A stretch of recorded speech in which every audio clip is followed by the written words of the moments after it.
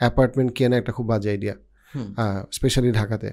Apartment actually একটা loss project, apartment অনেক ক্ষেত্রে একটা বার্ডেন।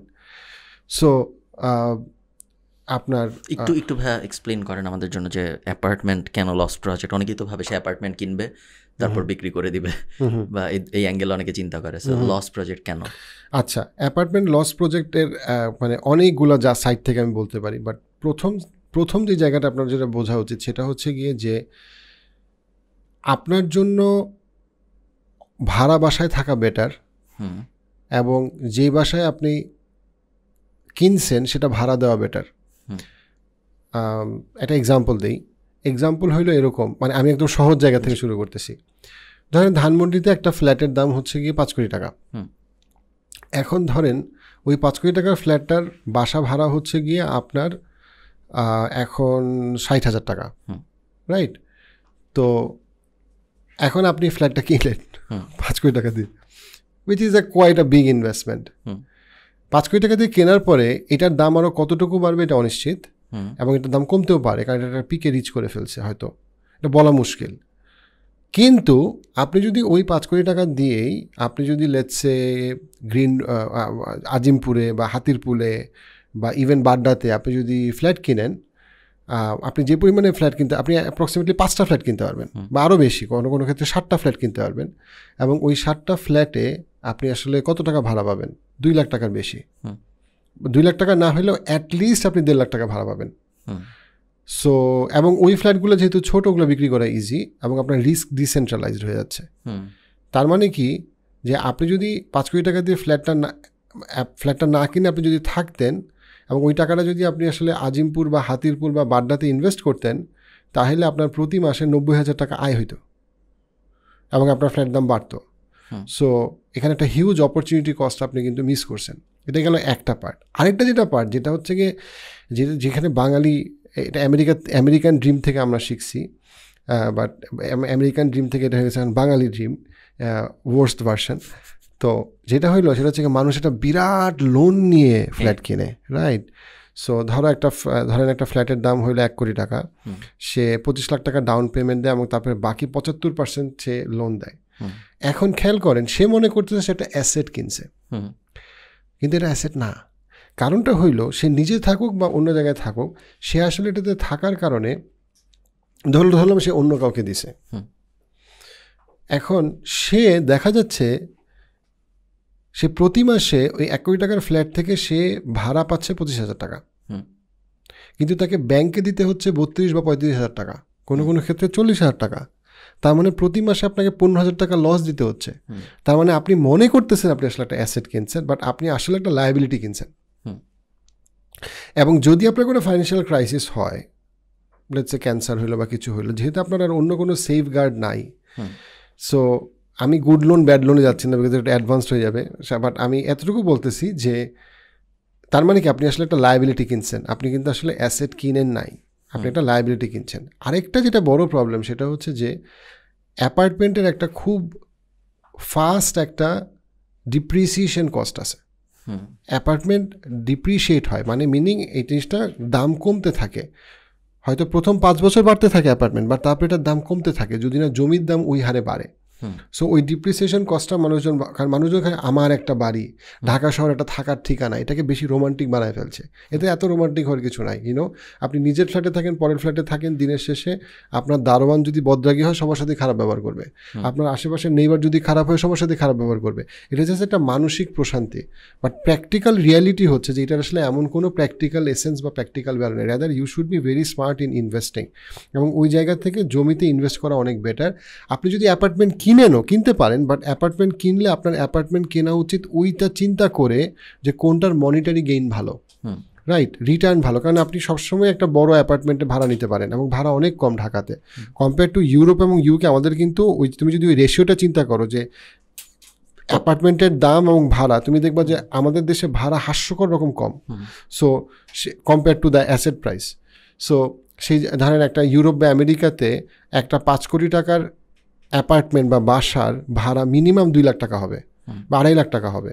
সেখানে বাংলাদেশে এটার ভাড়া হবে হচ্ছে গিয়ে 60,000 টাকা।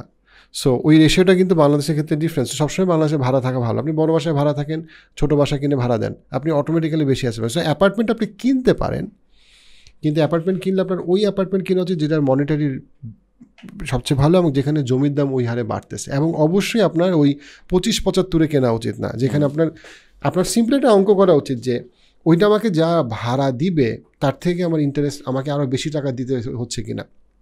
একটা হচ্ছে হোম লোন হালাল নাকি হারাম, সেটা একটা ডিসকাশন, বাট এটা নিয়ে কেউ ইন্টারেস্টেড নাও হইতে পারে ওই ডিসকাশনে। সো সেটা আমি সেই ডিসকাশনটার বাইরে আমি যদি গিয়ে বলি, সেটা হচ্ছে কি যে আপনার কখনো টাকা দিয়ে বার্ডেন কেনা উচিত না, টাকা দিয়ে লায়াবিলিটি কেনা উচিত না। এবং অনেকেই যখন অ্যাপার্টমেন্ট কিনে সে আসলে টাকা দিয়ে লায়াবিলিটি কিনতেছে, কিন্তু সে মনে করতেছে সে অ্যাসেট কিনতেছে। অনেকের ক্ষেত্রে সেম উইথ কার, একটা দামি গাড়ি কিনে বসে আছে একটা বিরাট লোন দিয়ে, এই আলটিমেটলি দেখা যাচ্ছে যে তার মধ্যে যদি আল্লাহ মাফ করুক একটা অ্যাক্সিডেন্ট হয়, তখন ওইটার আবার মানুষজন জিনিসগুলো খেয়াল করে না বা চিন্তা করে না, মানুষজন এই অঙ্কগুলো সিম্পল ম্যাথগুলো করে না। সেগুলো আরে দোস্ত তুই কিনছিস, আরে আমরাও কিনি, আরে জানো অমুক ভাবির একটা অ্যাপার্টমেন্ট আছে, বড় তো একটা বুকিং দিল, তুমি একটা বুকিং দাও না, বাট কোন টার্মস আপনি বুকিং দিচ্ছেন, আপনি কি ইনভেস্ট করছেন, কি পাচ্ছেন, এটা কিন্তু একটা খুব ইম্পর্টেন্ট ডিসকাশন। এমনও মানুষ আমি দেখছি যে ওই সেম ম্যাথে 5 কোটি টাকার একটা বাড়ি কিনবে, এরপর সে এটা 50,000 টাকায় ভাড়া দিবে, এরপর সে তার কেনার সাইকোলজিটা হইলো সে ভাবতেছে যে ভাড়ার টাকায় একসময় আমার 5 কোটি টাকা উঠে আসবে, বাট সে ভাবে না যে 50,000 টাকা করে 5 কোটি টাকা উঠতে কতদিন লাগে। এটা কিন্তু অনেক মানুষ ভাবে, সে ভাবে যে এটা তো তাহলে আমার ক্যাশ প্রডিউসিং অ্যাসেট হয়ে যাচ্ছে, লস, সমস্যা নেই। 50,000 টাকা করে 5 কোটি টাকা উঠতে অনেক দিন লাগে, এবং অত দিনে এই 5 কোটি টাকার যে অপরচুনিটি কস্ট। হ্যাঁ, এবং এখানে সবচেয়ে মজার যে জিনিসটা, যে একটা সিম্পল অঙ্ক, যে জিনিসটা আমি মানুষকে বলতে চাই, এটা আমার করা অঙ্ক, এটা ভুল হইতে পারে, গালি দিতে পারেন আপনি, but it is approximately true. Dhaka শহরে গত 20 বছরে, এন্টায়ার ঢাকা সিটির কথা আমি বলতেছি, গত 20 বছরে ঢাকায় জমির দাম অন অ্যান এভারেজ 15 গুণ বাড়ছে মিনিমাম। আমি কিন্তু বসুন্ধরার কথা বলতেছি না, আমি বলছি এন্টায়ার ঢাকা শহরের কথা। সো পুরা ঢাকা শহরের কথা। এবং আমি যদি ইভেন রাজশাহীর কথাও বলি অ্যাজ অ্যান এক্সাম্পল, বা বরিশালের কথা বলি, চিটাগংয়ের কথা বলি, সেখানেও কিন্তু অ্যাসেট প্রাইস এতটা না বাড়লেও অনেক বাড়ছে। চিটাগংয়েও এরকম প্রায় 20 বছরে 15 গুণ বাড়ছে। বাট খুব কম লোক এই জেনারেশনে জমি কেনার ব্যাপারে আগ্রহী। বাট আপনার জমি কেনার চিন্তা করা উচিত, কারণ জমি অনেক ভালো ইনভেস্টমেন্ট। 15 গুণ 20 বছরে, এটা একটা অস্বাভাবিক রিটার্ন, যেটা গত 20 বছর মানুষ পাইছে। ইভেন তার আগেরও 20 বছর, আমি যদি 40 বছরও হিসাব করি, দেন 40 বছরে প্রায় 30 গুণ বাড়ছে, কোনো ক্ষেত্রে আরও অনেক বেশি গুণ বাড়ছে। সো এবং এটা আমি শুধু বনানী, গুলশান, ধানমন্ডির কথা বলছি না, আমি এন্টায়ার ঢাকা সিটির কথা বলতেছি। সো সেই জায়গায় আপনি একা হয়তো কিনতে পারবেন না, ফাইন 5টা ফ্রেন্ড মিলে কিনলেন, 10টা ফ্রেন্ড মিলে গেলেন, যাদের মধ্যে আপনাদের আন্ডারস্ট্যান্ডিং ভালো। পরে আপনারা কি জমিটা বিক্রি করে দিবেন, নাকি আপনারা এটাকে ফ্ল্যাট উঠাবেন, that can be another different discussion. But এটা আপনার মনে করা উচিত যে আপনার অ্যাসেট বানানোর জন্য সবসময় একটা গ্রেট স্কিম হচ্ছে গিয়ে রিয়েল এস্টেট। সবসময় ছিল, সবসময় এখন পর্যন্ত মনে হচ্ছে আরও অনেক দিন থাকবে।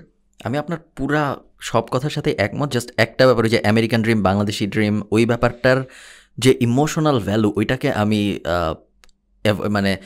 হইতে পারে বড় বাসায় থাকাটা লজিক্যালি মেক সেন্স করে না, হইতে পারে নিজে বড় ভাড়া নিলে হয়তো আমার কস্ট এক্সপেন্স রেশিওতে ব্যালেন্স শিট দেখতে সুন্দর লাগবে।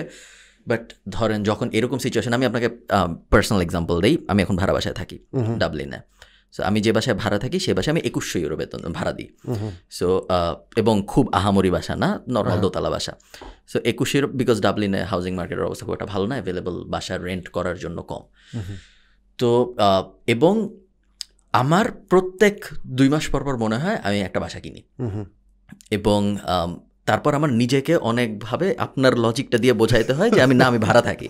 কিন্তু তারপরেও আমার বারবার মনে হয়, যখন ধরেন এরকম সিচুয়েশন হয় যে খুব ভালো, আমাদের বাড়িওয়ালা খুব ভালো, কোনো সমস্যা নেই, সব ঠিকঠাক, কিন্তু ধরেন হঠাৎ একদিন আমাকে হোয়াটসঅ্যাপ করলো যে 1 কোয়ার্টার শেষ হয়ে গেছে, একদিন তুমি বললো কবে ফ্রি আসো, আমি একটা ইন্সপেকশনে আসবো। তো এই টাইপ মেসেজ যখন আমি পাই, কোনো সমস্যা নাই, কিন্তু তখন আমার সাথে সাথে মনে হয় যে না, যদি আমার নিজের একটা বাসা হইতো তাইলে আমার কখনোই এই ব্যাপারটা নিয়ে ওই যে ইমোশনাল সাইডটা, যে না এটা আমার বাসা হলে অন্য কেউ ইন্সপেকশনে আসতো না, বা আমি দেয়ালে যদি আমি একটা ফুটা করি আমার চিন্তা করতে হইতো না কিছু একটা, ওই অ্যাঙ্গেলগুলো থেকে যখন আমি চিন্তা করি তখন আমার মনে হয় যে না বাসা কেনাটাই মনে হয় ভালো, এবং ওই অ্যাঙ্গেল ওই ইমোশনাল সাইডে যখন আমি চিন্তা করি তখন আমাকে লজিক দিয়ে বোঝানো যে না এইটা ফাইন্যান্সিয়ালি মেক্স মোর সেন্স, তুমি ভাড়াই নাও, অন্য কোথাও কিনে ওটা ভাড়া দিয়ে দাও, ওইটা তখন আর আমার ক্ষেত্রে কাজ করে না। এবং এইটা বাংলাদেশে অনেক মানুষ আছে যাদের নিজেদের অ্যাপার্টমেন্ট তারা লস করে হইলেও কিনতে চায়, বিকজ নিজেদের বাসা, সে নিজের বাসায় থাকবে, ভাড়া বাসায় থাকবে না, ওই বার্ডেন। আমি এখানে 3-4টা পয়েন্ট বলি ভাই, মানে আমি তোমার সাথে এগ্রি করি, বাট এগ্রিমেন্টের পয়েন্টটা 4 নম্বরে বলি। আমি আগে 3টা পয়েন্ট বলি, খুব ইম্পর্টেন্ট। 1 নম্বর যেটা, সেটা হচ্ছে যে আপনি আজকে যেটা নিজের বাসা মনে করে খুব হ্যাপি, সম্ভাবনা খুবই বেশি 5 বছর পর এটা আপনার ভাল লাগবে না, এবং আপনাকে অন্য একটা বাসা ভাল লাগবে। 2 নম্বর পয়েন্ট হচ্ছে আপনি যে বাসাটা নিয়ে আসছে খুবই হ্যাপি, সম্ভাবনা খুবই বেশি যে 5 থেকে 15 বছর পরে এই বাসায় থাকাটা আপনার জন্য খুবই একটা বাজে ডিসিশন হবে, কারণ লোকেশন ওয়াইজ পৃথিবী চেঞ্জ হয়ে যাচ্ছে। আমরা মনে রাখি না যে আজকের থেকে 15 বছর আগে আমার যেখানে থাকাটা ভালো বুদ্ধি ছিল, এখন সেখানে থাকাটা আমার জন্য একটা হরেবল আইডিয়া। তুমি খেয়াল করো, আগের জেনারেশনের প্রচুর মানুষ যাদের নিজেদের ঠিকানা আছে, ওদের টাই না বের করা যায় না ওইখান থেকে, এবং তারা হয়তো বা একটা গর্তের মধ্যে আছে, গুহার মধ্যে আছে, তাদের হয়তো বা ওই জায়গায় থাকাটা তাদের জন্য ভালো বুদ্ধি না, but just because this imaginary concept of নিজের বাসা, তারা ওইখানেই থাকবে। যদিও নিজের বাসা থাকাটা একটা আবেগের দিক থেকে যুক্তিসম্পন্ন, বাট তার আসলে ওভারঅল ওয়েলবিংয়ের জন্য ভালো না। সেটা একটা অন্ধকার চিপার মধ্যে সে আসে, যেখানে তার যে আর্থিক সচ্ছলতার অবস্থা, তাতে তার ওইখানে থাকার কোনো যুক্তি নাই, বাট তারপরে সে ওইখানে আসে। সো অনেক ক্ষেত্রে আপনার যেই স্বপ্ন, সেই স্বপ্নটা আপনার নিজের জন্য একটা আবেগের বোঝা হয়ে যাইতে পারে, কারণ অনেক ক্ষেত্রে আমাদের জন্য এখন মুভ করাটা ভালো। যেমন ধরো খালিদ ফারহান আজকে যেখানে আসে, 15 বছর পরে হয়তো সে জিওগ্রাফিক্যালি এখানে থাকবে না, সো তার জন্য ফ্লেক্সিবল থাকাটা ভালো, রাইট, মানে প্র্যাকটিক্যালি। সো থার্ড যে পয়েন্টটা খুবই ইম্পর্টেন্ট, সেটা হচ্ছে গিয়ে যে তুমি তোমার স্বপ্ন পূরণ করতে চাও, বাট এট হোয়াট কস্ট। তোমার কাছে হয়তো পয়সা আছে, তুমি মাশাল্লাহ খুব ভালো ব্যবসা করতেছো, আরও ভালো করো, খুবই হ্যাপি তোমাকে নিয়ে আমরা। বাট বাংলাদেশের যে মধ্যবিত্ত ছেলেটা বা মেয়েটা, হাজব্যান্ড ওয়াইফ দুজনে চাকরি করে, নতুন বেবি হয়েছে, তখনই ওই ভাবি তো বুকিং দিছে, যখনই সে 25-75 স্কিমে চলে গেল। আমি অনেক খুব কষ্টের এক্সাম্পল দেখছি, যেখানে মনে করো যে তারা এখনও অ্যাসেটটা পুরাটা টাকা দিতে পারে নাই, হয়তো বা তাদের 8 বছরে ফেরত দেওয়ার কথা, 5 বছর ফেরত দিছে। 5 বছর ফেরত দেওয়ার পরে কি হয়েছে, তারা এখন অলমোস্ট দেউলিয়া হয়ে যাওয়ার মতো অবস্থা। And banks can be very ruthless.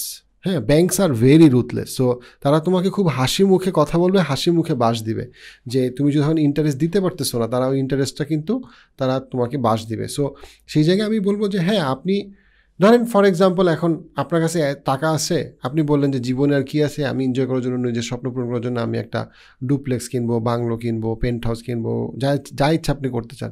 If you have asset, go ahead, যদি আপনার এথিক্যাল হালাল মানি হয়। কিন্তু ব্যাপারটা হচ্ছে গিয়ে যে 4 নম্বর যে পয়েন্ট, আপনার স্বপ্নটা খুবই গুরুত্বপূর্ণ, স্বপ্নটা ইম্পর্টেন্ট। এখন আমার ভালো লাগতেছে, আমি একটা বার্গার খাইছি, আমি তো এত চিন্তা করার দরকার নেই যে ভাই আমার তো এই করতে হবে, সেই করতে হবে, অ্যান করতে হবে, ত্যান করতে হবে।